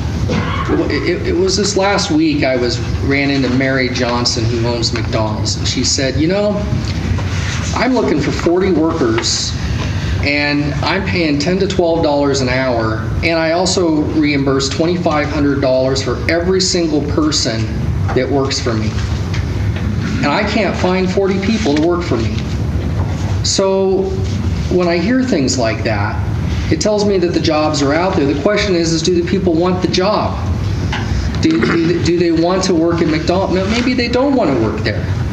But the fact of it is that here's an opportunity that you have a business owner that's willing to help finance a person's education for anything they want to do. Mary said, I'll give the money directly to ISU, I'll give it to any school, and there are employers out there that are willing to do that. But I also know there's a lot of people out there that want to take the easy path. So generally, no, I would not be supportive of it, but I also don't want to see young workers be taken advantage of either. Thank you. Mr. Nye? Short answer is yes. Let me explain. I have no problem, and I think it would be wise to gradually increase the current wage. It's happened in Congress, I don't know, several dozen times over the years. But step back for a second. Let's talk about teacher pay. The teacher pay has not caught up to where it was. We hear in terms of dollars it's the same, but given the cost of living, a teacher today in essence makes about 10% less than they did. Now, that's not minimum, but in effect, it's the same as underpaying people, and we're losing teachers, we're losing state troopers for the same reason, and the kids that get well-trained here leave. Because on the scale of minimum wage, when you start low and go step by step, you don't get as high as you would in surrounding states. And the studies have shown that if you gradually do it, the retailers aren't totally opposed to it, and it can work. Thank you. Mr. Abernathy? I agree with Mark. That is definitely something to have a conversation about. We have to realize, though, you know, Idaho is probably one of the lowest minimum wage states in the country. So it definitely needs to be addressed, and how we're going to go about it. So it's definitely, I'm definitely for it, and yeah, we definitely need to look at it. Thank you. Mr. Manwaring? Thank you. I'm going to quickly clarify my last answer because I sat here thinking about it.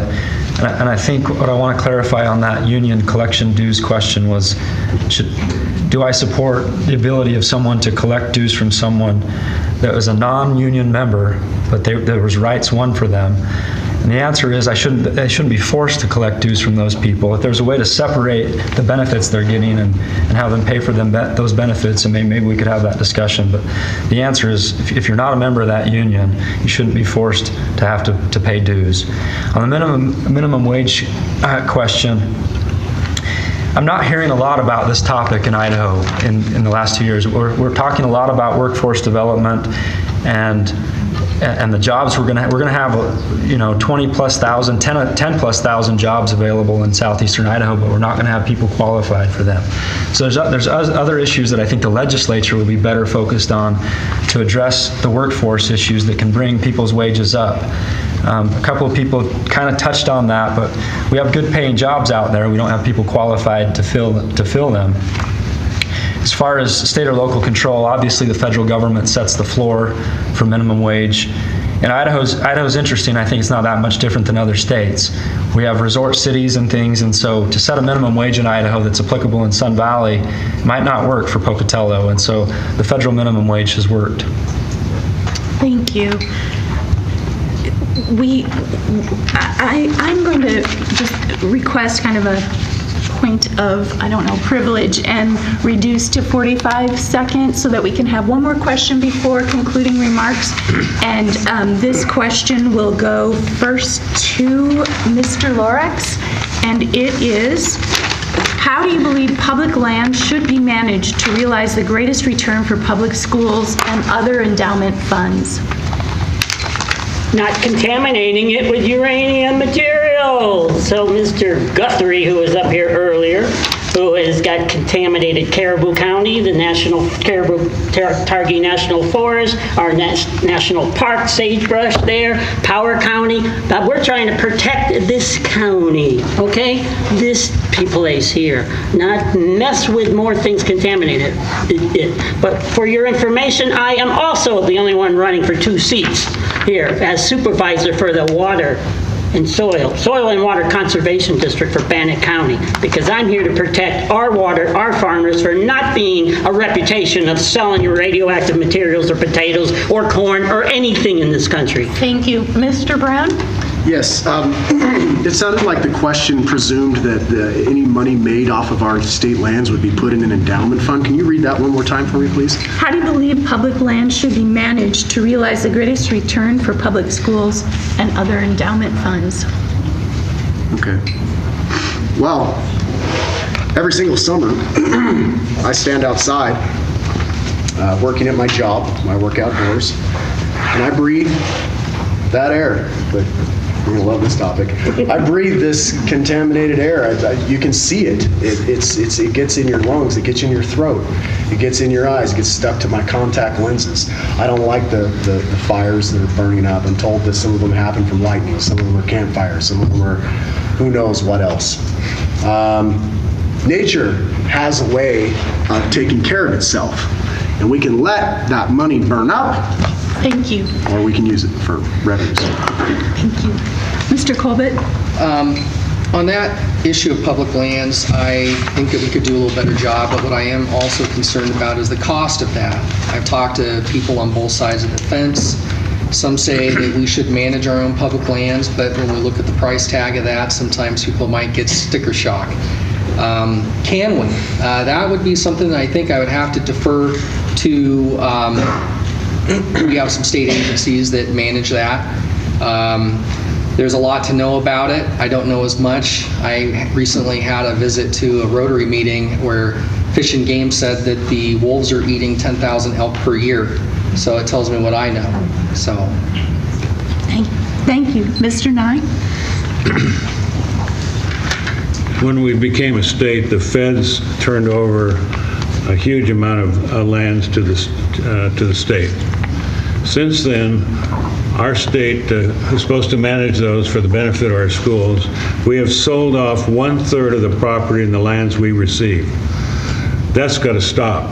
I think we should do like Hawaii, where you have a 99-year lease, and the government, in that case the Queen, still owns everything. It's just a long-term lease.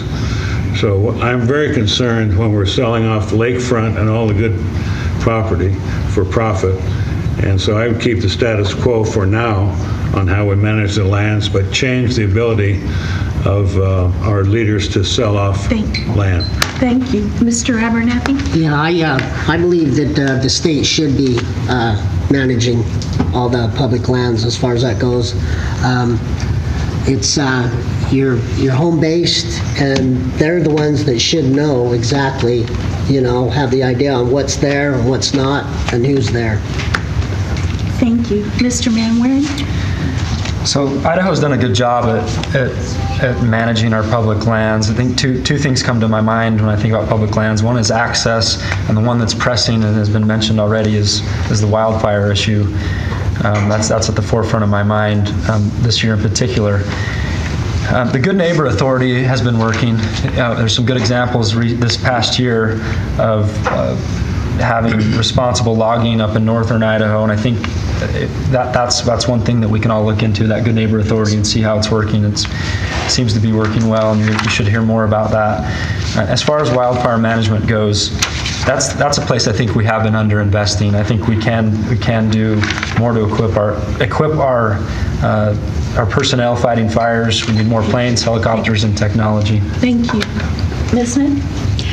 Well, the public lands are managed by our state office holders, such as Secretary of State, Superintendent of Public Instruction, et cetera, and we need to make sure that they attend all the meetings, that they are current. And I've noticed in the last 2 to 3 years, there's been much more transparency by the Department of Lands on informing the public and informing legislators on where the money has come from, on the endowments that go toward education. So transparency has gotten a lot better this past few years. Thank you. Thank you. And now we'll begin concluding remarks. Each candidate has 2 minutes to make any final comments to you. We'll start with Mr. Brown. Thank you. I'm a spiritual person. I'm a religious person. One of my favorite quotes out of the Bible is one of the chapters in Isaiah where it says that the purpose of the Sabbath is to liberate the captive, let the oppressed go free, and to break the heavy burdens and the heavy yokes that our people face. There are a lot of things that hurt you and everyone else. There's a lot of them. And government plays a part in some of them. Sometimes the government creates problems. And sometimes after we create those problems, it creates a secondary problem, and we try to go fix the secondary problem. And try to look like the good guys because we're fixing a problem that we actually created. How about just not creating the problems? I look forward to serving the people of Idaho. I really do. I know that I'll be in Boise one day, whether in this election or not. It's a personal conviction. I know it's in my path. It's for the voters to decide if it'll be this election cycle or the next one or the next one or the next one. But I'm here to help the people of Idaho. I'm here to help you guys get what you need, to make sure that your voices get heard. Sometimes I think our legislators get to Boise and they want to fix it a certain way, and they forget sometimes what the people at home are saying. I want to make sure that your voice gets heard. Thank you. Kevin James Brown. Thank you. Mr. Colbert. So this election in November sets the table for many things. If Medicare expansion passes, will the legislature follow the desire of the people? If it fails, who will take up the mantle and craft solutions for the gap? I am committed to address the gap population either way. At times, I'm disparaged when I hear reference to low unemployment, but little discussion about the reality of those living in our community paycheck to paycheck. I am committed to shed more light about ALICE, which stands for Asset Limited Income Constrained Employed. My heart is pained at times when I see my fellow veterans struggling to access their services and benefits. I'm committed to over 5,000 veterans that live in Bannock County and throughout Idaho. There are many issues that we face, and government cannot cure all of those ails. We only can lean on each other. It is time that we hold all elected officials to a sense of civility with one another. It is the responsibility of leaders to speak out and demand this, even if at times looked upon unfavorably by whatever tribe that you belong to. I would like to share something that speaks to me regarding leadership and strength, more about strength. An excerpt from a small, tiny book called Simple Truths by Kent Nerburn.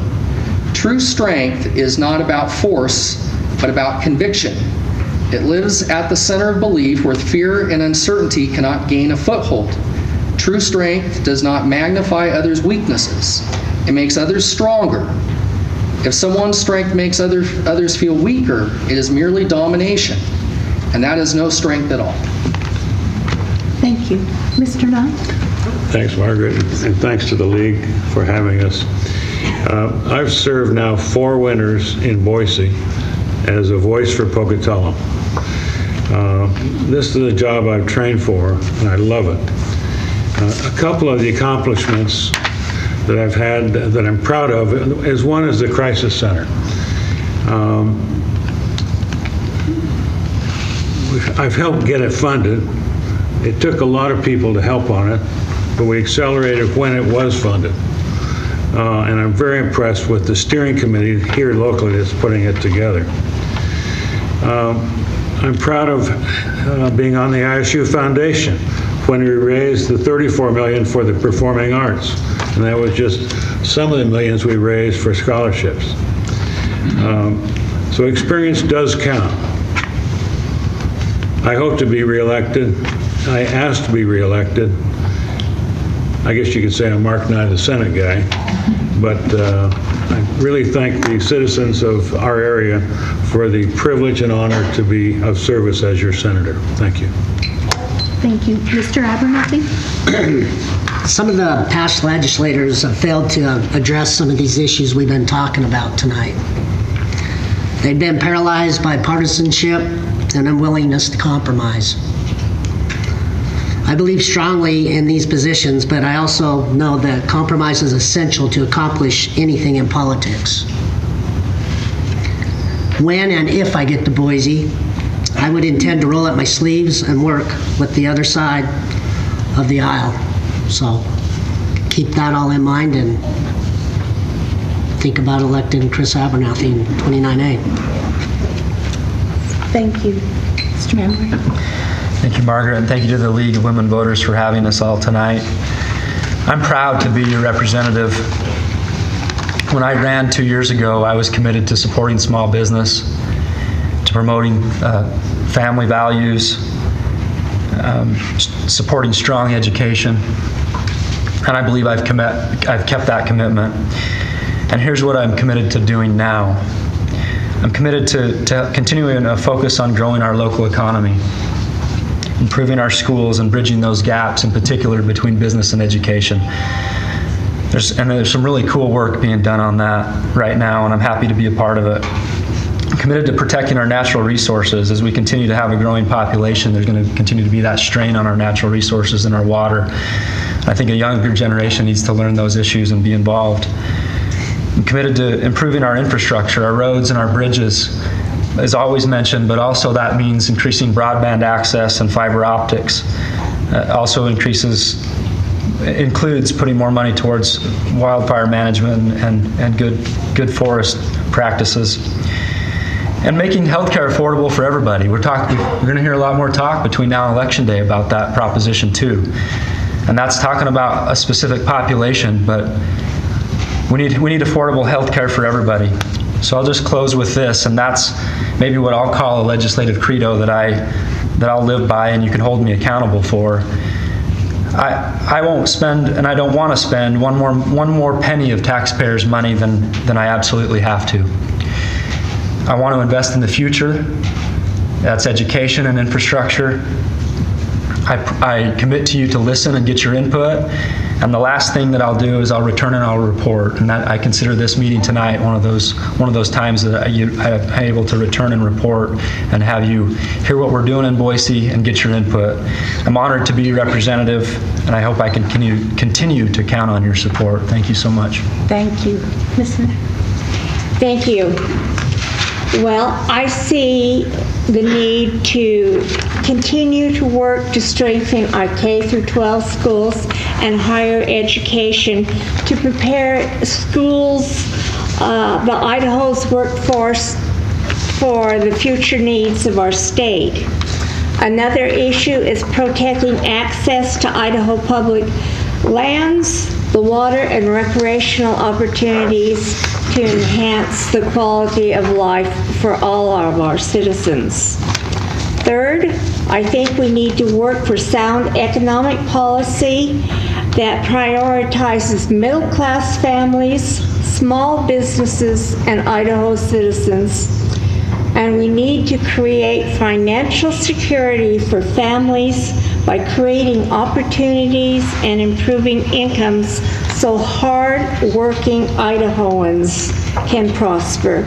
And I would appreciate your continued support. I will tell you, I have been endorsed by the Idaho Education Association, the AFL-CIO, the IBEW, the Conservation Voters for Idaho, and the Associated General Contractors. So it's a wide range of groups in Idaho that are supporting me, and I appreciate your support again. Thank you. Thank you. And our final candidate this evening to speak, Mr. Lawrence. Do one thing right campaign. Thank you for Kevin Satterley, our new president of the university, someone who gave him a leeway in the selection, and the person that's in office, president of the university right now. I've met with him and his family. We are here to change this community, to get it uncontaminated.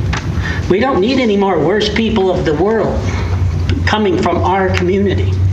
We don't need people who, are on those lists. We don't need people who, I'm a teacher, I always walk when I talk. Come on. All right. We don't need people who learn about things and just ignore it. We don't need people who work for corporations and support them in this contamination here. The new people, hopefully, they won't follow suit. But if you want to continue as it is, then I say, do it. You don't have to vote for me. I win. I'm in a win-win situation with the people I work with. And I work with thousands of people. It's always win-win because it's you who needs to win, not me. You want to continue this road. Endorsements? Those aren't people. Those are groups of people, little groups of people who say, well, let's decide to support this one and support that one. But no, we're individual voters. We're independents. That's who I work with. Independents, Greens, Democratic Socialists, libertarians. Come on, I'm free. I'm not bounded and I'm not stuck. And I am all those things that people have learned that I am. And so it won't go away unless you help make it go away. And the famous saying, I'm not here to save you, I'm only here to work with you. So you want to work together, we'll save our community. But right now, I'm going to save the university and everything it takes. Thank you. Thank you to all of these candidates. I have a few concluding remarks, but what amazing efforts. I think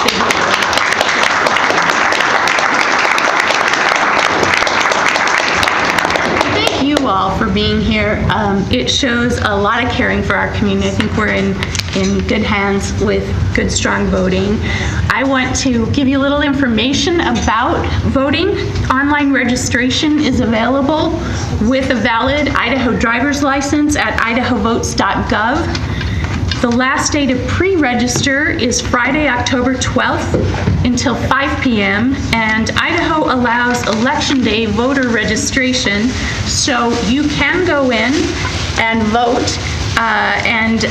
What you would do is take your government-issued photo ID or request to sign a personal identification affidavit.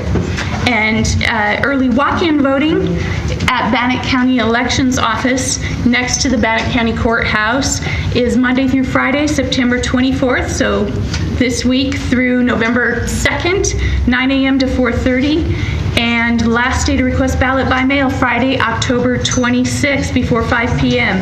To get involved in the League of Women Voters, there's membership information at a table, or you can go online to Facebook and look up the League of Women Voters of Pocatello.